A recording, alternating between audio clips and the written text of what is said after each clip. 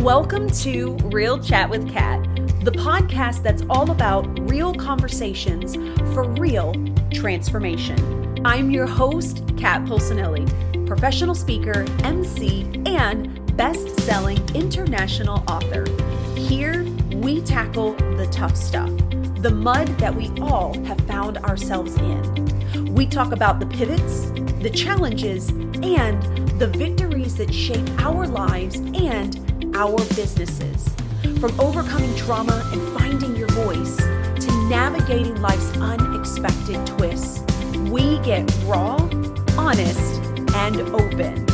You'll hear from inspiring guests who share their stories of resilience, healing, and growth. Whether it's breaking through emotional abuse, embracing self-worth, or thriving in entrepreneurship, you'll find connection, empowerment, and the tools to keep you moving forward. So grab your favorite drink, settle in, and get ready for stories that hit home and conversations that make a difference.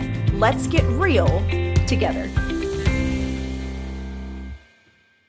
Hello, everyone, and thank you so much for joining me today on this episode of Real Chat with Kat. I am so excited to see you today, or to hear you, to have you listen to us today, and have you just be a part of this. As we're coming to quarter four in 2025, I know everybody is starting to think of all the things we want to do to the end of this year, and hopefully you're also thinking about where you want to take your life or your business into 2026. And so I feel like, which has been really awesome, that a lot of the podcasts I've had in the last couple of weeks have really been about like creating that stabilization and that future or that goal, and then how do we move it into that space, which is why I'm super excited to have Samantha today, because I think that this is a really, really interesting topic for people to be aware of. And also, you've done a lot of different things. You've been in a lot of different spaces.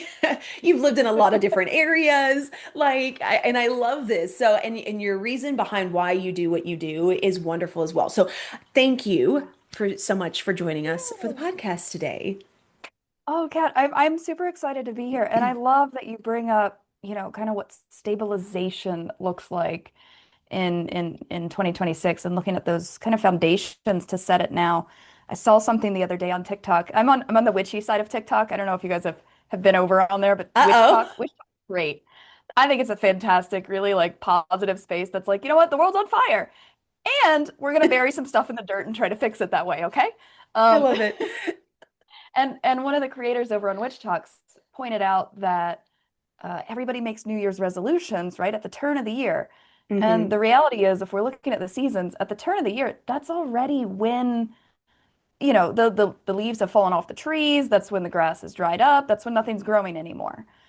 The reality is the way that she looked at it was when we're trying to deal with things outside of our own little bubble, we have to plant those foundations in the spring and we get to harvest them now in the fall.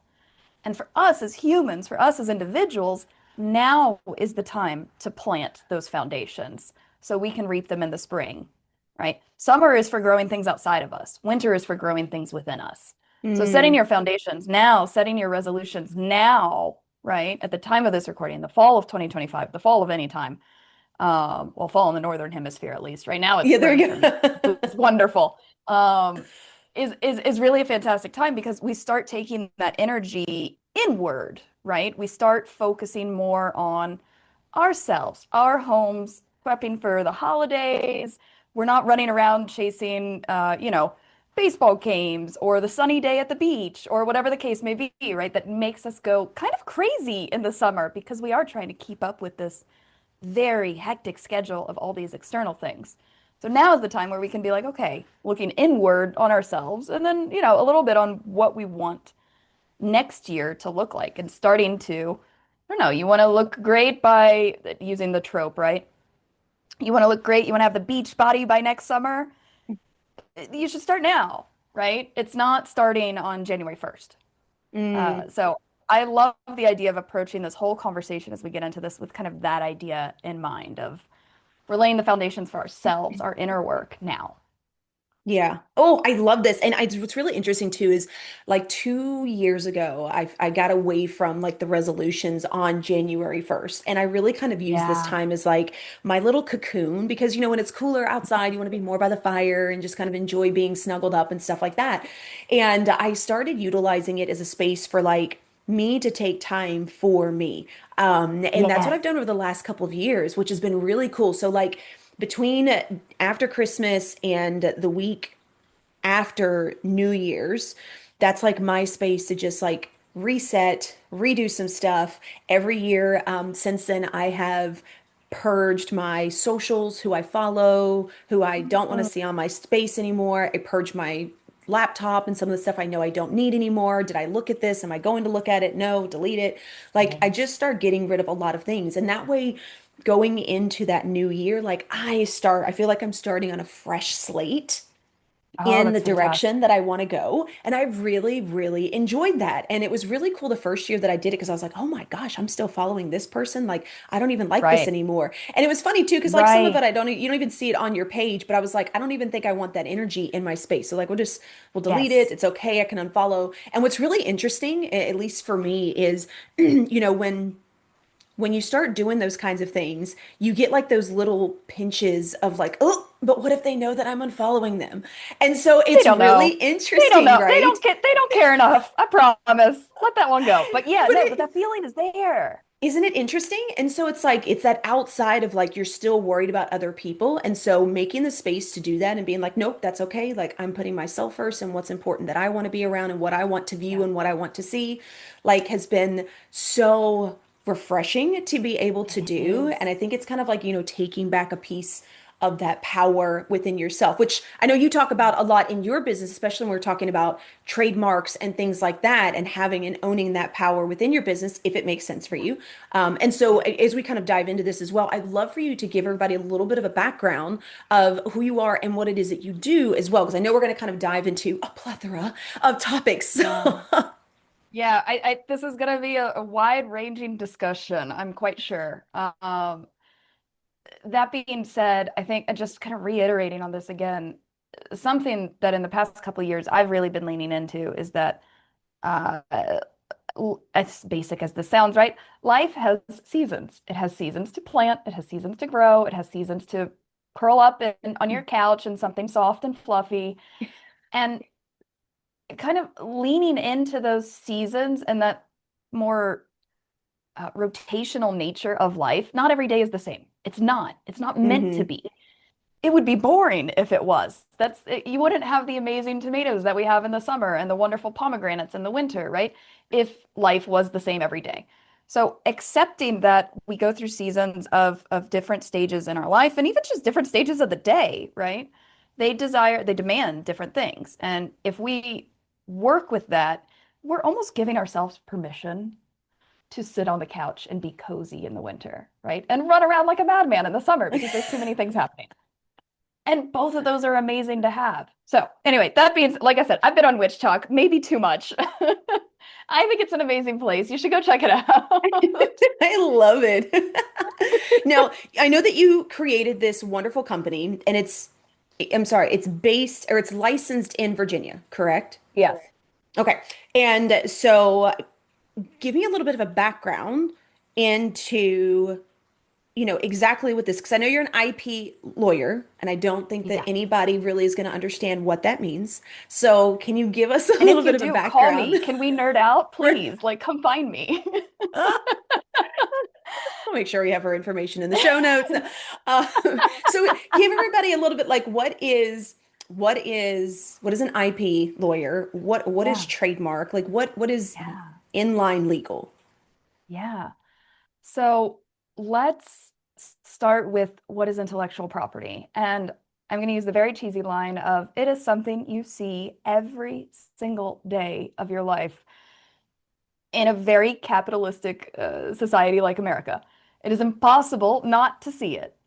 The radio or the device that you are listening to us or watching us on was made by a company that has a brand name. You bought that particular device or that particular car or that particular radio Probably because of the brand name. You have some idea that this company makes a certain level, a certain quality of thing, and you're like, no, I want that one. And that's why you have these fights between people that are like, oh no, I'm an Apple girly, and other folks that are like, no, Samsung all the way. I'm Yeah. over here with my Pixel phone, like, I don't know, Google. I'm just gonna be the weird one hanging out here in the corner. Um, the protection of this, of who made the thing that you're buying, that you're interacting with, this is trademark, simply enough. And making sure that only that company can use that name selling that thing. Let me explain a bit more. There's a reason why Dove soap and Dove chocolate in the United States can both exist. Because no one's going to think that the soap company is making chocolate. No one's going to think that the chocolate company is making soap unless Dove decides to go full Willy Wonka, and then we're going to have a whole trademark battle. It's going to be a thing. But that being said, we allow people to operate in different industries with the same name, but we never want a consumer, we never want a buyer, we never want a customer to be confused by saying, oh, wow, no, but I thought that was so and so's product. I thought that was so and so's service. Because then you're duping the customer. So this is a form of consumer protection at its base, trademark. And then for companies, trademarks, when they sell their companies, and you can go ask Huda from Huda Beauty, or the woman who founded Dry Bar, trademark is 90% of the time when you're trying to sell your company, they are buying your operations, your SOPs, your best practices, and your trademark. They're buying the brand. Mm. They're buying all of that goodwill that a company has built into it. That's what creates these like massive company sale prices.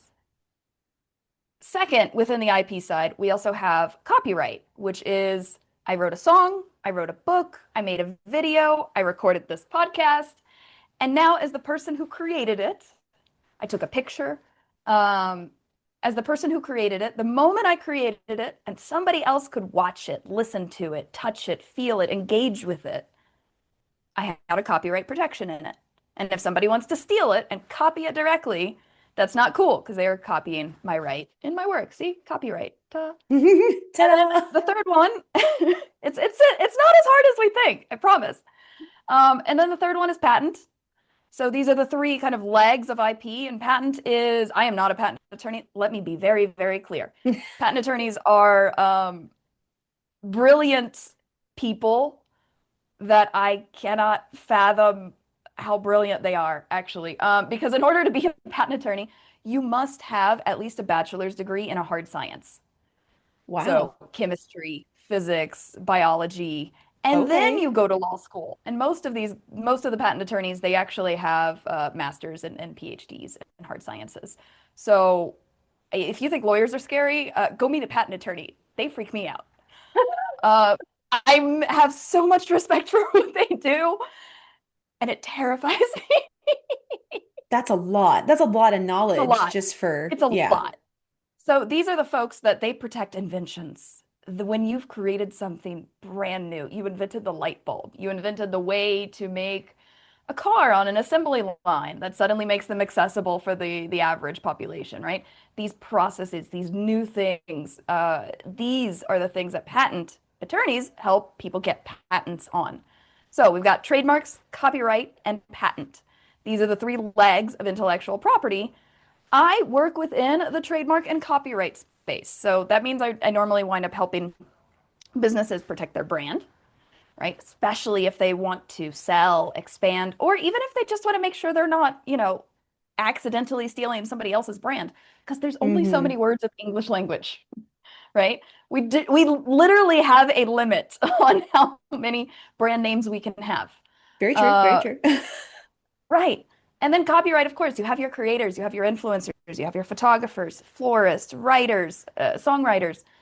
All of these people are creating these beautiful things that, of course, they want at minimum credit for and ideally some money for. And Hmm. in the music industry, especially in the past couple, probably 15 years or so, I've seen a lot of Yeah. pushback from artists that are like, no, no, Yep. no, I made this. I get to own it. I get to profit from it. Not you, Hmm. big record label or big record company. This is mine. And I want the rights to profit off of that. Hmm. So all of that leads really wonderfully into why do I feel so strongly about intellectual property? And it's exactly this, because forever, um, the folks who generally have been the creators of these amazing things have been systemically, historically, legally locked out of profiting from them, of the actual ownership from them. How many books were on your high school reading list that were written by somebody who had to use a pseudonym because they couldn't legally publish at the time, right? Or Mm. because nobody would talk to them, even if they could legally publish.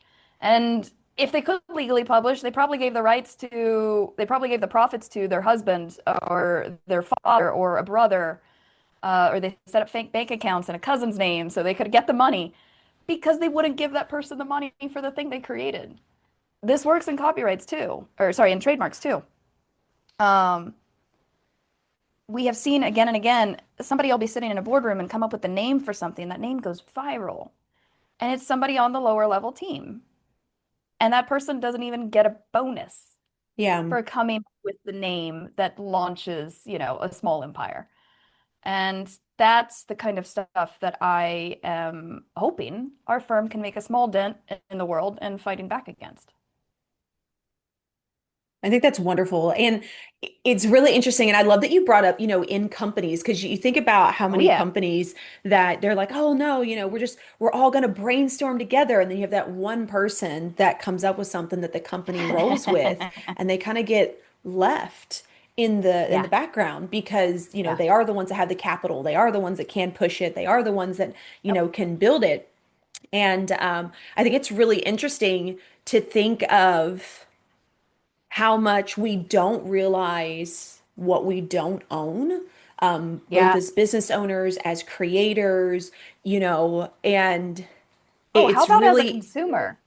yeah, Just as a consumer, just as a person like existing in an economy, I read voraciously. It's I think I scare my husband a little bit. To be quite honest, he's concerned at how much I read sometimes. Anyway, that being said, I have an ebook reader, and to not fill my house with mountains of physical books, makes sense. I get ebooks. And what folks don't seem to realize is when they get an ebook, no matter where they get it from, whether you're buying it from Kobo, Amazon, whoever, right? And Kobo, Hmm. by the way, I recommend. Awesome. They're much nicer to their people than Amazon. Okay. Terms of service. Look, I read a lot. I read the terms of service. I told you, if you want to, if you want to nerd out, let's go. Please send me a message. Um, and the reality is, if you're a voracious reader like me and you're getting ebooks, I do not, even if I buy the ebook on Amazon, right? Just that's an easier one that most folks are familiar with. I don't own Hmm. it. I don't own it. Because what is ownership? And like, let's take the idea of a house. If I own a house, I have the right to live in it. I have the right to rent it out. I can rent out part of it and live in half. I can invite my friends over and throw a party. I can become a hermit and tell nobody to come anywhere near it and, get off my lawn. And I can sell it because I own it, because those are all the rights Mm. of ownership. When I buy, quote unquote, an ebook on Amazon, I don't own it. I have gotten a license to use it on my specific device for a while, but Mm. I cannot give it to a friend. I can't loan that book to a friend. I can't resell it. I don't own it. You thought you bought something. No, you paid for a license. It's the same thing if you want to watch a movie or a TV show and you buy it from, I don't know, whoever you watch your TV on now. There's so many providers. Honestly, easier at 10,000. cable, I think. Um, And now you're like, okay, yeah, it gives you the option, right? You can rent it for the night for, I don't know, $2.99, or you can Yep. buy it, quote unquote, for $14.99. You still haven't bought it. You still don't have the ability to resell it, to loan it to somebody. It Ooh, exists yeah. only on your device in this account. Like ownership is something that we don't necessarily realize, particularly in like the gig economy and the rental economy and the Uber economy.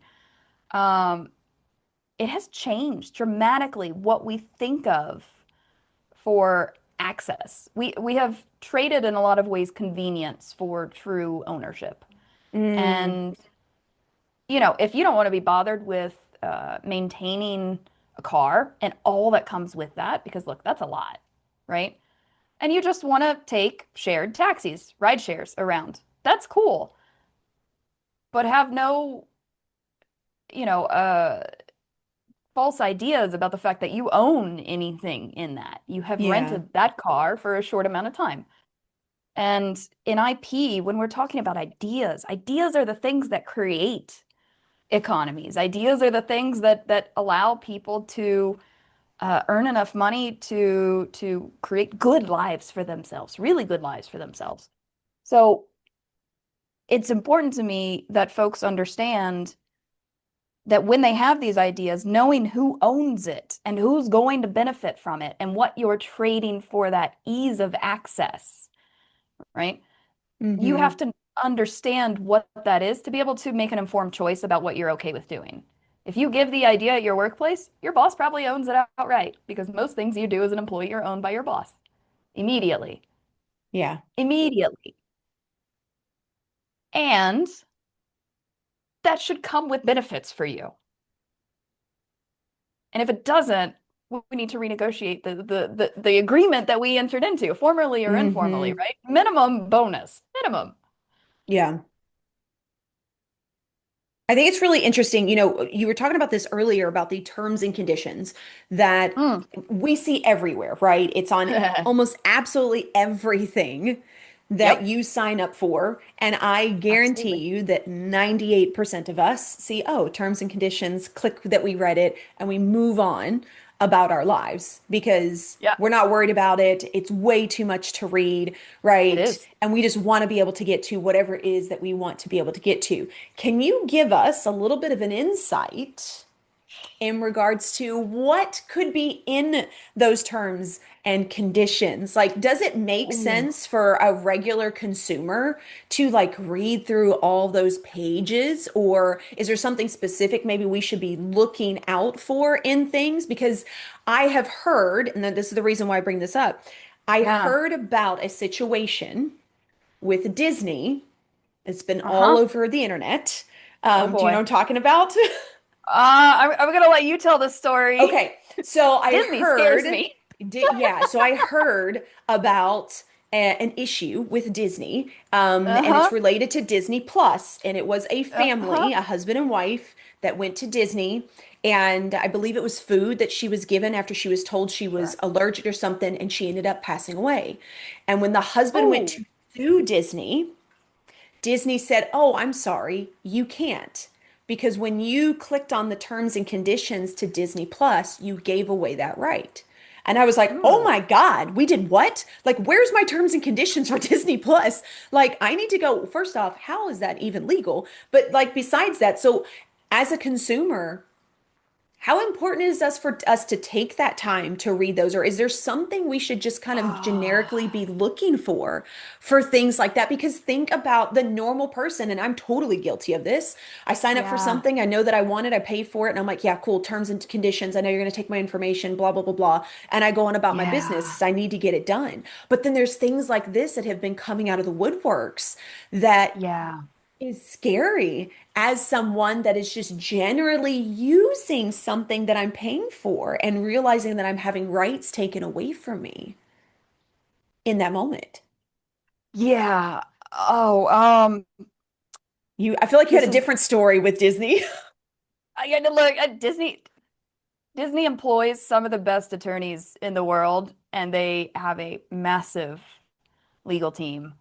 Um, and they are not afraid to like take a hammer down on somebody repeatedly and make it heavier each time if they feel that anything in their world is being attacked, Mm, whether that's true or not. So if anyone listening is doing like cute stuff on Etsy that's, Disney inspired, yes. please don't. Disney's gonna come for you. I know there was a photographer that did like a Grinch themed pop-up photo shoot to have people take pictures of their kids with the Grinch, right? So you could send it out on the Christmas card. Seems relatively harmless, but the Grinch is a trademarked character, and Disney does not play. they came down on the photographer like a hammer. So anyway, that That's being said, just crazy. Disney's kind of they have teams of lawyers that scour Etsy, Amazon, any of the co-shared selling sites for this kind of stuff regularly. About once a quarter, actually, you'll see a massive list of, "Hey, you're stealing our stuff. Go out. You owe us money. Shut it Wow. down now." Um, and this is the power of intellectual property, by the way, because you can.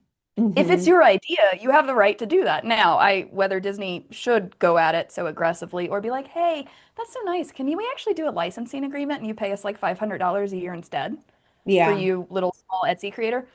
I think that would be a much better option, but I'm more of a collaborative than a hammer person. Hey. All right, so away from Disney for a second. By the way, Disney, that is my sell to be your lawyer. You'll make more money that way. People will like you more. Hello? All right, let me rein it Ta-da! in. No, just Sorry. kidding. Sorry. Back to terms and conditions. Starting point is every couple years there is some big company that goes out and they're like, okay, what are the services that the average American, Canadian, European person is using this year? And let's get all the terms and conditions together for it, and let's figure out how long it would take to read them. And it doesn't matter which version of the study you've looked at for this. The numbers change a little bit every time, but the reality is it is not possible for the average person to have their own life and read all of these terms and conditions, much less understand the ramifications of them. Yeah. And that is by design. And we have seen globally efforts from various governments to force companies to write these things in a more simple, in a more concise, in a more easy to read, easy to understand way. And what happens is the governments make these laws. The companies are like, "Oh no, our bad." They hire the lawyer, we rewrite it, we try to make it simpler. And then something crazy happens because this is why law, especially in the US, is so big. Because somebody does something bizarre, we sue over it, and then everyone's like, "Oh God, we gotta write a line in the contract about that every Yep. single event," right? Every time. Yeah. And that's the way that the American system is set up. Unfortunately, it creates these crazy long contracts. When I was working primarily with like European and countries from the Gulf, when I would write the contracts, they're like, "Why is it so long?" I'm like, "Because your counterpart is American, and this won't stand up. Your version of a contract, your shorter version of a contract, will not stand up in American court because we don't have the same protections already in the law that are assumed to Mm. apply to every contract." So this is why we get these crazy long terms and conditions. And simply to answer your question, no, it's not possible for you to read everything, and certainly not Disney Plus, which you were just streaming, and understand that you don't own their stuff and you can't rent it out to somebody else and you can't, Yeah. resell it. That's the core of what should be in their stuff. We own it. We're giving you the right for your child to watch it so they're not screaming at you during, the witching hour. Pay us some money for that. Thank you, bye. Right? That should be the core of it. And don't sue us if your kid sees something and I don't know, has a trauma 5 years down the road and has to go to therapy because you weren't watching what they were watching. Very true. But see, like we have to think about that stuff when we're writing these contracts, when we're writing terms and conditions, because that's what they are. They're contracts. It becomes exhausting for us and the consumer. It's impossible for the consumer. It's exhausting for the lawyers. The companies are just trying to protect themselves or be like overly aggressive about it sometimes. Yeah. Um, yeah. As far as the Disney Plus thing, while we were talking, I did a little bit of a deep dive on it. Uh-oh. And because, I can, and AI exists now, which is great. Ta-da! So that being said, the summary that I'm looking at is from AI. I have not confirmed if these are the true facts. I see links and quotes from the Times, like the New York Times and the BBC, so Hmm. I assume they're reputable. Um, but yeah, absolutely. The woman died after having an allergy attack, and because he had agreed to the Disney Plus arbitration clause when they got a free trial of the streaming service, right? So even, and this is important, right? Even when you get the free trial, the terms and conditions still apply, even if you haven't paid them yet. Um, they wanted to force it to go through arbitration, which is essentially retired judges that sit in a private room and say, okay, we're going to decide what this means instead of in a courtroom. And yeah, the internet blew up and was like, that's insane. Disney Plus and Disney Parks are not, how do Mm-hmm. these apply to the same things? Disney backed off and allowed it to go to court. I don't know what the resolution Ah, was. Knowing Disney, it was likely a settlement and they paid it oh off and yeah. told her to go away. Yes. I'm making an assumption. I have no idea. Let me be very Just clear. Um, however, based on the Based on what I've seen, that is backstories probably where that went. Yeah. for every So they large probably, company yeah, across the yeah. No, look, if you're a large company, there is a settlement fund. You set aside a specific amount of your revenue to say, this is a problem we literally just don't want to talk about. Pay them. How much money will it take to make you go away? Because that's a good business practice. Is it a great consumer practice? Depends. But it is a good business practice. we live in a Like they're crazy world. Just scary. They're scary, but they're just good. Like live in a crazy world, everybody. No, it's but thank yeah, you for explaining this because again, I just don't think that we as consumers and even as business owners, like we're just there's just so much out there's so there much. There's so to much. try to consume that you don't even know Oh, where to begin. And there's it's not people impossible. out there teaching it to understand to begin with, right? Yeah. I mean, I just learned about trademarks a few years ago. And Yeah. I mean, I knew about copyright because I love music. So I understood Sure. all of that, but like trademark didn't make sense to me. And then I started talking with a couple of friends who were trying to do something like that. And I was like, but why? Like, what? Why does it matter? So Why? I What does want this to ask do? you Why would I this. do that? Yeah, and I know that you've got a quiz that we're gonna make sure we drop in the show notes as well. But when does it make sense for someone then to go through Mm, trademark? Because I understand that that's not necessarily for everyone. Maybe you're yeah. not planning on going this high on your scale, but like so I understand that it may not make sense for everyone that is in business. So when would it make sense for this to be something to look into? Yeah. So I got to start with the lawyer answer of, it depends. Sorry. Of course. Apologies. It does. Thanks, Samantha. I'm just Uh, kidding. look, the people don't like my profession for a reason, and I get it. I wish the Yeah. rules were simpler. So I will give you the simplest ones that I can think of that are like, definitely. Um, any business that has dreams of exiting, which what does this mean? It means selling to somebody, selling to a bigger company.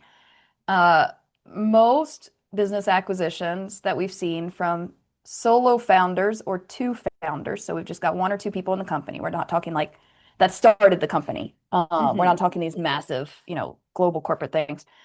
Uh, when they sell, the biggest part of what people are paying for is the trademark, is the brand reputation, is the right to use that phrase. Mm. Um, Dry Bar is an amazing example of this. It was founded by a woman and her brother or her cousin. I don't remember who. Literally in her garage, she had curly hair and she was tired of not being able to have people do like Victoria's Secret style blowouts, that big wavy Hmm. vibe from the 90s. Um, Nobody could figure out how to do that. She's like, you know what? Screw this. I'm done. I figured out how to do it. And now I'm going to tell everybody else with curly hair how to do it. So I'm going to go around to their houses and I'm going to make their hair this wavy, light, airy, voluminous thing. And eventually, demand got so high that she opened a service place for it where all they did was blowouts, right? All they did was Hmm. blow dries. Uh, and eventually, it was like, oh no, but we need very specific tools for this, very specific heat tools to help it go Hmm. faster, to help it go better. Uh, so she sold eventually the name of Dry Bar to a company that was like, great, we're going to make all the heat tools and we're going to sell them everywhere. And we're going to charge like a really high amount of money relatively for a blow dryer. Because the brand name of knowing like, oh no, but I get such a good blowout at Dry Bar. Obviously, their hair dryer is going to be amazing and I can kind of do something like it at home. Mm. This woman had like over $100 million exit because of a brand name, because of a trademark. So, okay, maybe you're not going that big. But if you plan on selling, part of your negotiating power, part of the price of the company that you're going to sell is going to be the trademark. And when you have it, you're going to be able to get a higher price. So, number Mm, one, if you plan on selling your company, exiting at some point, getting investors, this kind of stuff, this is super helpful. Um, Two, if you plan on opening a second location, especially if it's across state lines. Why? Because when you opened your first location and you set up your company, you put in a name into whatever your state corporation commission was to set up your hmm. LLC or your corporation. They searched your state and said, there's nobody with this exact name in our state. That's not to say the second you go across the state line, there's not somebody with the exact name in that state. When you get a federally registered trademark, you have the presumption that you were the first to use it and you are the one to own it across the entire United States. Ooh. Yeah. So this become and even if you're not opening physical locations, if you're selling across state lines, if you're doing services, right? And you can deliver them on Zoom, right? Or you're emailing stuff back and forth with people or having phone Yeah. calls and your clients are in a different state. You've already done that. You've already opened your quote unquote second location as far as the trademark is concerned. Um, so that is when it also becomes super important. And it's with the way, I mean, post-pandemic, we all realized that a lot of work could be done online, right? So it opened up huge areas for even micro businesses to be able to access new customers. So more businesses than not are now selling nationally without necessarily trying to. Yeah. So it became a lot easier for that kind of stuff. Even if you're like the small candle maker company and you're happening to ship stuff all across the US, same thing. Because you don't want the candle maker in California that you've never heard of and you've never bothered with because you sold one candle in California, get mad because their consumer thought you were them and then they bought from you instead of them. And no, no, no, no, no, no, no. Hang on. Forget the trademark. The presumption is the name was yours and the confusion is now their problem, not yours, right? Mm, This is really important. And then I think the third one, which is a little more intangible, is just even if you're not doing any of these things, you're not, getting on stages, you're not getting more visible, you're not selling across state lines, you're not planning on selling this business at some point in time. Even if you just want the peace of mind that you don't want to get one of the nasty lawyer letters from, for example, Disney, because of what it is that you're selling and how you're selling it and what you're doing going through the process, even of just having the search to know if the name that you're using for your product or service, to know that it's not already accidentally uh, infringing on or using somebody else's name that's too similar to yours. Because, like I said, yeah. there's a limited number of words in the English language. There are.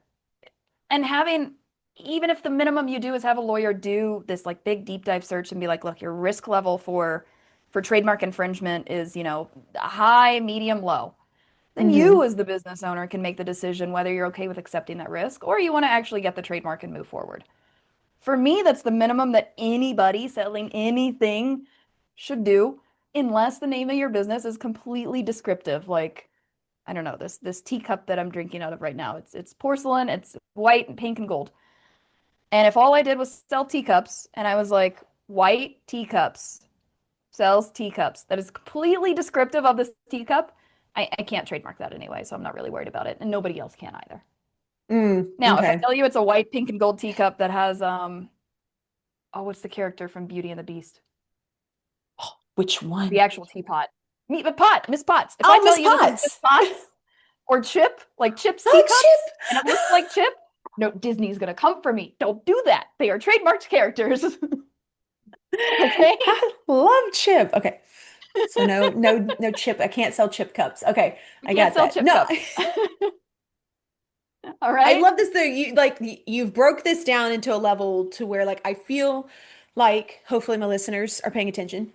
This makes a lot of sense. And I've heard several people So, say like you should at least just see if your name is minimum. trademarked because if something Yep. does happen or you do take it more than what you thought you were going to, you don't want to have to redo everything because somebody already Oh, has it. And I have seen oh, that done. I have seen Uh-huh. that done where it's And been let's, trademarked and yeah. they went to set up their it was a course that they were offering. And Oh in the yeah. middle of the course launch, they had to rename everything Everything. Everything. Can you because of that. imagine? So we do a sale like once a year to try to make things more accessible. And I just finished wrapping up all the copy for all the emails, the 24 emails that are gonna go out over like a 3 week period or something, because that's what a launch is. That's what a sale is. If you're in the, online service provider space, you know this and you know it well. Plus the sales page, plus the video scripts, plus the Yep. social media posts. I added it up last night. Before we get to the social media post, it is 10,000 words. Wow. And can you imagine if I had a name for trademark application services, some brand name that I use? I don't because we just go by InLine Legal. That's my company name. We help you get in line. That's our brand. I named my brand based on my own naming recommendations for companies. Like we follow our own rules, I promise. And if I named it, I don't know, carpet ownership. I'm looking at my carpet. I don't know. These names come out of nowhere on podcasts. I'm sorry. If I named it carpet ownership and somebody already owned trademark application services in carpet ownership, they had that name for that industry, which would be weird, but okay. And then they let me know now, today, before we before we even put everything up, I now have to go through 10,000 words and change Yeah. every time I mention carpet ownership. And I have to go through every website and every payment page and every social media post and make sure that every graphic we've already created has none of that. Yep. And that's not even if this was my business name. If it's my business name, I probably now have to change my domain name. I have to go into my payment provider and change the byline that shows up on people's credit cards. Mm-hmm.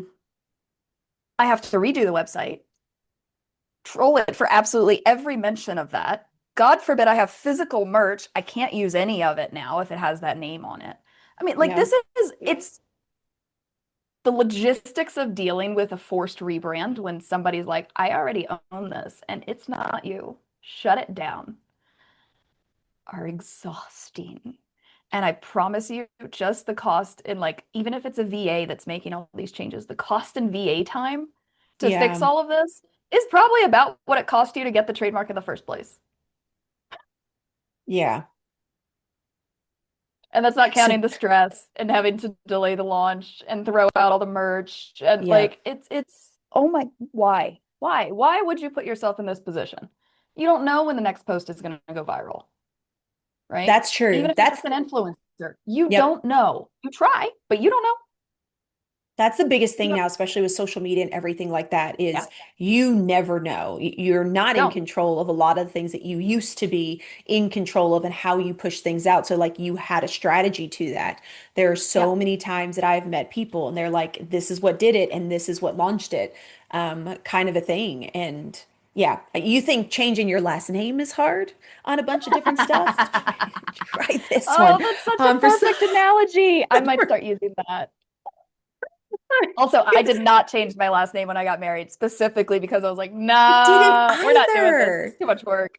I didn't either. So my husband actually was like, you should just keep it. And I was like, really? But it's been who I have been for 30 something years. So I met him just Exactly. over 6 years ago and he was like, no, that is who you are. And I'm like, awesome. Oh my God. Okay, Yeah, Samantha, we could talk for hours about this. And I good. cannot thank you for the amount of knowledge that you have like dropped in You. this podcast. So for anybody that is listening, I hope you are taking notes. I know that you've got a quiz, which we'll drop in the show notes. So Right. tell everybody where they can Yeah. find you and follow you. Yeah. So, like a good branding lawyer, you can find us on all the things at InLine Legal. So inlinelegal.com, socials are InLine Legal. We're primarily on Instagram and TikTok. Don't find me on Twitter. That is a toxic place, and I refuse to exist on it. However, we did claim our handle on it because I don't want somebody else using it. Of Hey, course. go do that as well, by the way. Um, and and we do have a trademark quiz, which helps folks if you're interested, if you are a business owner, it does two things. The first part of it helps you figure out if a trademark even makes sense for your business. It walks you through some of the questions that we talked about here and some more in a very non-lawyer way. Because look, I've seen what other lawyers do. They ask the way the law is written. That is not how normal people speak. Yeah. That is not how normal people understand things. That is not how I want my brain to work 75% of the day. So we make sure that it's not legalese. It's not like you're reading dry laws from the 1850s, which I don't recommend. Don't go to law school, kids. I don't. It's not fun. And then the second part of it helps you really understand if the brand name that you've come up with, the company name, the product name, the service name that you're attached to, if it is actually trademarkable. Because like I said, those purely descriptive things, not Yep. trademarkable. So we walk you through a series of questions about that. We also talk about if you're using like just your last name, that changes things. I could have totally named this, Bradshaw Legal. I did not. That is harder to trademark. It's also far less memorable, unless I give you Sex and the City references. But then HBO might come after me for making Sex and the City references. So we It's true. don't do that because they're trademarked characters, even though it's my name. That would be a fun fight. Also, let's go HBO. Like, you stole my life. Sorry. Total tangent there. You can find the quiz at www.inlinelegal.com/trademark quiz. Real simple to remember. Oh, thank you so much. And of course, we'll make sure we have all of the information in the show notes. So we'll make it super simple for you to be able to find Samantha, hop on that quiz, take the time to do this. This is important, whether you are going big with your business or not, at least get an idea and see if it makes sense for you because you never know what the future can hold. You never know what's going to happen if you're posting on social media, and you want to make sure that you are covered for what you Yeah. feel like you have created and have built. So, Samantha, I cannot thank you enough for all of your information and all of your feedback today. Is there anything you would like to leave the audience with today? Oh, I can't. I mean, well, thank you so much for having me. One. Two, for anybody watching on video, there is a little neon sign behind me that I feel is very important to point out. And I'll describe it for the folks that are listening on the radio. What you see or what you're going to pretend to see in your mind, if you have the ability to do that, because not everybody does, by the way. Apparently, not everybody can picture things in their mind. I found that out the other day. Crazy. Really bizarre. What do you see? I have questions. Anyway, what is behind me is a neon sign of a pretty fat cat. Um, it definitely looks like he's trying to like climb onto a shelf of some kind, or maybe he's falling off of it. I am not sure. But for me, it is very much the reminder that we are all just barely hanging on and give people some grace.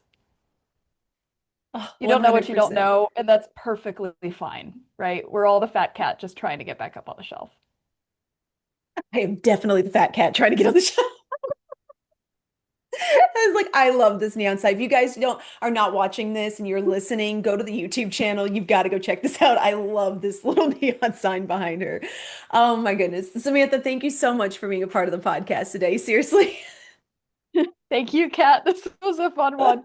Yay! And to everybody else out there, I hope you had your listening ears on, especially if you're a business owner. And if not, and you know someone that owns a business, even if they're starting out, do me a favor, share this episode. Give them this Yeah. knowledge early on so that they don't go 5 years down the road and have to redo all the things. So share this episode out there today. And again, thank you so much for listening and being a part of the podcast. This is what continues to help us grow and help other people learn things as well. And as always, do one thing positive for someone each and every day and see the difference that it makes in your life. Catch you later.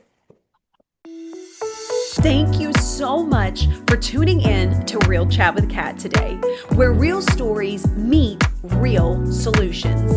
If you loved today's episode, don't forget to subscribe, leave us a review on Apple, and share this with someone who may also need to hear this as well. Let's also keep the conversation going. Follow me on socials at The Lotus Effect, connect with our incredible guests, and remember, you are never alone. Your story matters, and you have the ability and the power to rewrite it. You always have a choice. Until next time, stay strong, stay inspired, and keep showing up as the incredible, unstoppable